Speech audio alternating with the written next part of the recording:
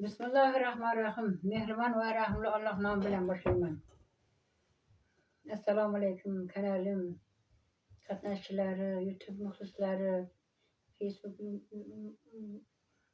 katnaşçıları sizlerge bugün Allah'ın ulu kitabı Kur'an-ı Kerim'den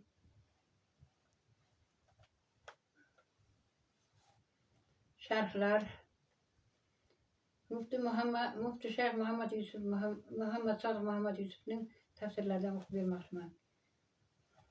Merhamet iliştim. Bismillahirrahmanirrahim. Tevrat, İncil ata etken zatlar arasında hem doğru tilavet kıluvchilar var idi. Ular Kur'an'a hem iman keltiruvchilar edi. Kim Kur'an'a iman keltirmasa, u albatta kofir bo'ladi. Albatta ziyon ko'radi. Izoh.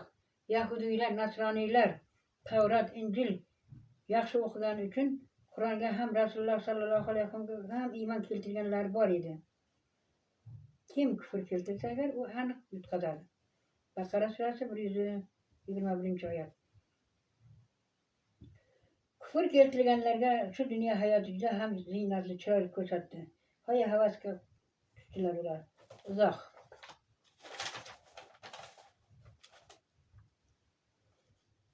Hayat manasını şu dediler. Müminler için ise bu dünya ehamiyetsiz, hakir edi. Bakara surasi 112 Bakara surasi 112-oyat. Talaq 2 marta xotinni qayta nikohga olish mumkin bo'lgan narsa. Oilani yaxshilik bilan saqlab qolish yo bo'lmasa chiroyli ajralish kerak. Agar ajralayotganda ayoldan naqlini so'rash u nojoizdir, to'g'ri emas. Bakara surasi 229-oyat. Xotinni taloq qilgan rozilik bilan idda muddati tugagach yarashadi. Bu Allah chegarasidir.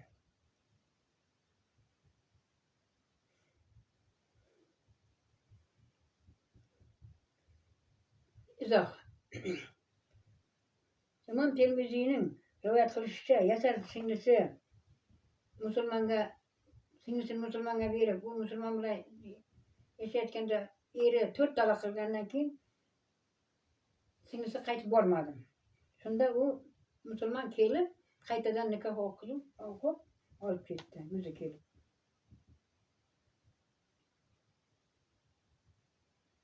Üç taloqli ayol boshqa erga tegmaguncha halol bo'lmaydi. Agar chegarada turib halol bo'lsa, yarashsa gunoh yo'qdir. Uzoq avvalgi oyatda 2 marta yaxshilikcha qayta nikoh qilish yoki bo'lmasa yaxshilikcha ajralish yozilgan.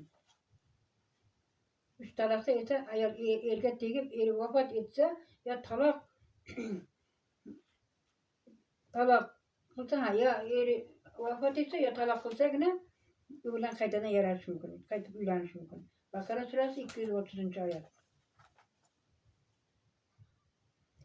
Sizden evvelingizlaringizga kelgan baloqazalar bizga kelmaydi deb o'yladingizmi?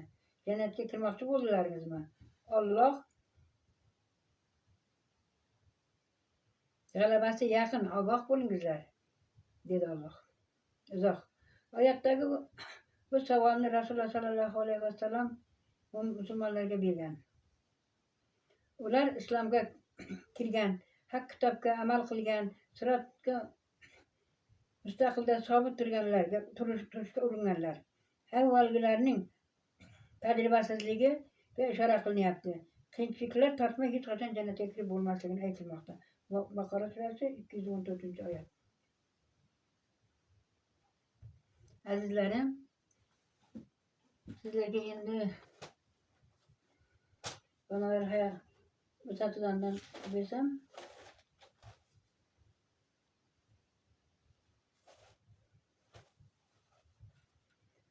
donalar bisatidan xalq hayot chig'iridan o'tgan bora o'g'itlar Rasululloh sallallohu alayhi vasallam haqida rivoyatlangan hadislar. Devocha.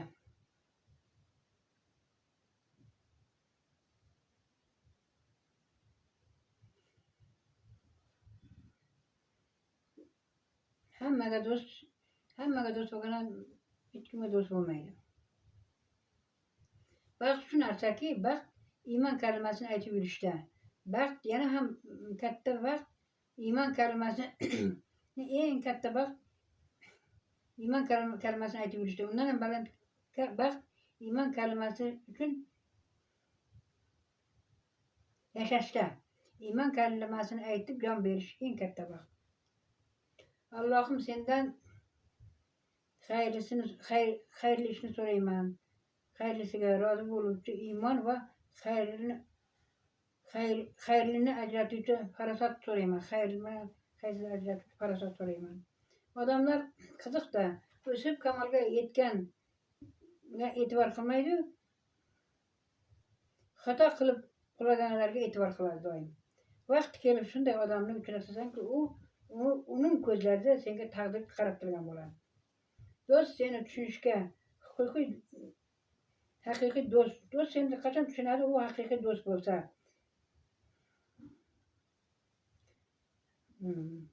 Seni suyaydigan, hurmat qiladigan bo'lsin. Qo'shni olsam, hovli olsam, albatta Allohdan qo'rqadigan kishilar yonidan oldim. Tug'ilganda ham, o'lganda ham bir xil bo'lamiz. Ibratni hayot tugashidan ol. Ayolni mehnat, vaqt qaritmaydi, balki muhabbatsiz yillar, e'tiborsiz oylar, tabassumsiz kunlar qaritadi. Birovni muhokama qilishdan oldin men kimman deb o'zingga savol ber. Intiqom olmoqchi bo'lgan odam albatta u yaxshi odam emas. Yomon odam. Yolg'onchidan, johildan hech qachon muruvvat kutib o'tirma. Yomon odatlarni tashlagan odam ham yaxshi odamdir. Dunyo ne'mati ham, shiddati ham boqiy emas. Mangu ham qolmaydi. Shaxsiy manfaatini ustun qo'ygan odam u dunyoga hech qo'ygan odamdir. Bu g'avg'oli dunyoda qahrini yutgan odamgina yaxshi g'alabaga erishadi. Shoshqaloq va bosiq bo'lmasang, albatta shaytonning kuni boshiga tug'adi. Insonga iymon va ilm sharaf beradi. Vazminlik, bosiqlik, shoshmaslik uning umrini uzaytiradi. Qilgan yomon amaldan qo'rqib yashash kerak. Qilgan yomon amaldan qo'rqib yashagan odam kasalga mubtalo bo'lar ekan. Avlodlar kelib, avlodlar ketaveradi. Ajdodlar kabi ular ham ketaveradi, lekin yer qoladi baribir. Hovliqma, shoshilma, kuyinma, senga ajratilgan kun albatta keladi. Seni kutib turibdi vaqt. Donolik ortsa qayg'u ortadi. Kibrli odamga xatosini tan oldirish uni o'ldirish bilan barobardir. Iymonli odam so'zi va'dasida turadi. Zamon joyida erkak ayol arasida nimagadir. Bu albatta kelajakka ta'siri bor.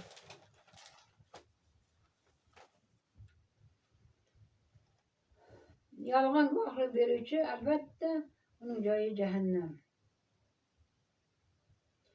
So'zlaganda ilm bilan so'zlovchi, jim turganda hikmat bilan jim turuvchi qil Allohim. Inson o'lgach tez unutiladi. Chunki Alloh unutish ne'matini berganda, shu bois Allohdan o'zgani rozi qilish uchun kuyinma, yashama. Rasululloh sollallohu alayhi vasallam aytadi: kim yo'qolgan narsani o'ziniki qilib bildirmasa, u dalolatga ketibdi deydi. Alloh buyuk qudratli zot. Allohning qudratini his qilib yashash esa, shunday yashagan odam Alloh panohida bo'ladi. Yomon kunga qolsang mayli, yomon odamga kuning qolmasin. Shogird ustoz qo'lini mahkam ushlaydi, farzand ota qo'lini mahkam ushlaydi, yigit qiz qo'lini mahkam ushlaydi. Uni osonlikcha yechmaydi, qo'ymaydi.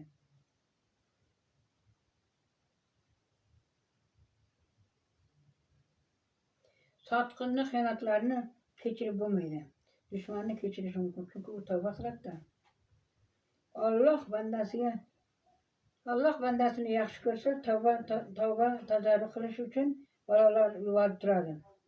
Alloh hamma narsani biladi. O'zlarini saqlamagan odamlarni esa yo'ldan oldiradi. Rasululloh sollallohu alayhi vasallam aytadiki, harom qonga qo'l urmasa, demak u o'z dinida qolibdi deydi. Biling, g'animatmiz bir-birimizga.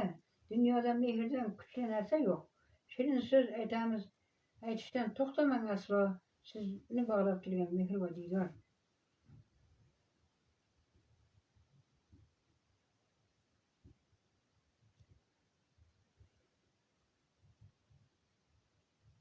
Ummatimdan xavfsiraydigan narsam deydi Rasululloh sollallohu alayhi vasallam. Qorin kattaligi, qattiq uxlashi, dankasallik va iymonni zaifligidir dedi. Allohga mahbublaringiz ovqatni kam yeb, badanni oriq turganlaringizdir. Soch soqolingizga oq oraladimi? Demak, bilingki, orzu-umidlaringiz kafan kiyibdi. Qolgan umringizni endi oxirat sari jo'natishga tayyorlang.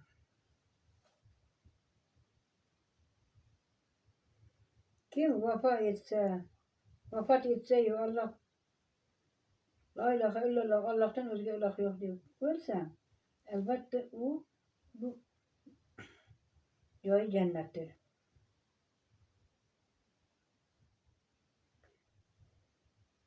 Xiyonatni kim qiladi? Xiyonatni birinchi o'zimning yaqinlarim qiladi. Albatta u xiyonat achchiq bo'ladi, joning achiydi, molingga, joningga, ammo kechira olmay qiynalasan. Boy bo'lishning 4 yo'li: sabr, toqat va qat'iyatlik, ishonuvchan bo'lmaslik har kimga, ta'lim, bilim bilan sarmoya kiritish, ko'proq sadaqa berish. Ehson 70 ta bolani qaytarar ekan, saxovatli bo'ling. Nodon insondan ayb topar, johil esa uni yoyar. Ahmoq so'zsiz ishonar, yaxshi inson esa biz bilmagan narsalarim bor ekan deb uni yopar. Sharm, hayo, kam gapirish iymonning 2 bo'lagidir. Behayolik va sergaplik munofiqlikning 2 bo'lagidir. Hayotingdagi muhim narsani o'zingga o'zing eslatmasang agar, afsuski, bo'lmagan narsalarga chalg'ib qolasan. Odamning tashqi ko'rinishi manzara, ichki ko'rinishi esa haqiqatdir. Unutma buni, ehtiyot bo'l, e'tiborli bo'l. Haq to'g'ri yo'ldan yurgan kishi qadami arslon haybatiday haybatlidir, mahobatlidir. Gunohkorga yaqin bormoq, aks holda gunohdan boshqa narsa o'rgatmaydi bu senga. Har qanday qayg'u shodligi bor, har qanday qayg'uning shodligi bor, har qanday kechaning kunduzi bor, har qanday gunohning jazosi bor. Baxtsizning sabri bo'lsa agar, o'z baxti bor, qayerada. Inson qalbini tinglang. Allohga tavakkul qiling. Inson sevgisini maqsad deb bilma, chunki qalb o'zgaruvchandir. Azizlarim, sizlarga endi ijodiy sahifamizni ochamiz. Xudo xolasa, bunda ikkinchisi qaysi edi?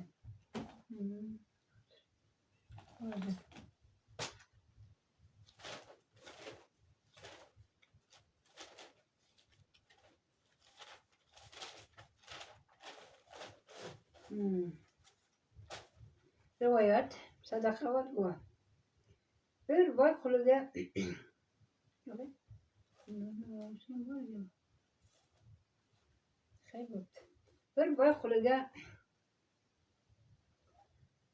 $4 dirham berib meva keltirishni buyuribdi. xizmatkor yo'lda ketayotsa, Ammar ismli bir zotning vaznini eshitib qolibdi. Voiz aytayotgan ekan, bir bechoraning 4 dirhamga ehtiyoji bor, kim bersa haqqiga duo qilar edim debdi. Xizmatkor yuragi pok, rahmdil inson ekan, 4 dirhamni beribdi. Voiz aytibdi, nima tilaging bor debdi.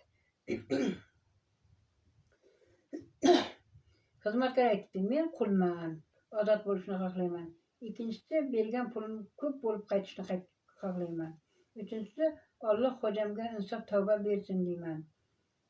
Alloh meni sizning qavmingizday mag'firat qilsin debsiz.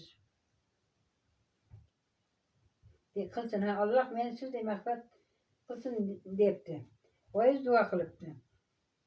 Qul uyga qaytgach, boy unga nega kech qolganini so'rabdi.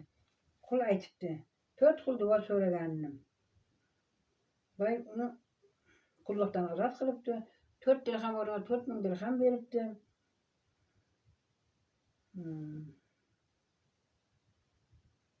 Lekin tavba ham qilibdi, lekin oynaga nimasini qilmabdi. Mag'firat qilish meni qo'limdan kelmaydi debdi. Allohga ishi debdi. Shunda shu kecha boy tush ko'rgan, tushida Allohdan nido kelibdi. Ey bandam, sen qo'lingdan kelganini qilding. Endi qolganini menga qo'yaver. Bu yog'ini men o'zim qilaman debdi-da, hammalarini mag'firat qiling debdi. Donishmanddan so'radilar, nega ayolni qabirg'adan yaratadi? Donishmand aytibdi, rahbar bo'lib qolmasin deb boshdan yaratmaydi. Ko'ri bo'lib qolmasin deb oyoqdan yaratmaydi. Qalbga yaqin mahbuba bo'lsin deb qavurg'adan yaratadi va erkak himoyasida bo'lsin deb ham. Chaqirilmagan joyga aslo borma. Qorin to'ydirishga borgan odam xuddi qudratli sel kelib, uning obro' izzatini tak-tak bilan sug'urib ketganday bo'ladi. Izzat obro' hurmatini ham. Azizlarim, shu bilan bugun eshittirishim tamom. Sizlar bilan xayrlashaman. Ta nimada ko'rgancha, kelgusi nimamizda ko'rgancha, kelasiga omon bo'linglar, o'zlaringizni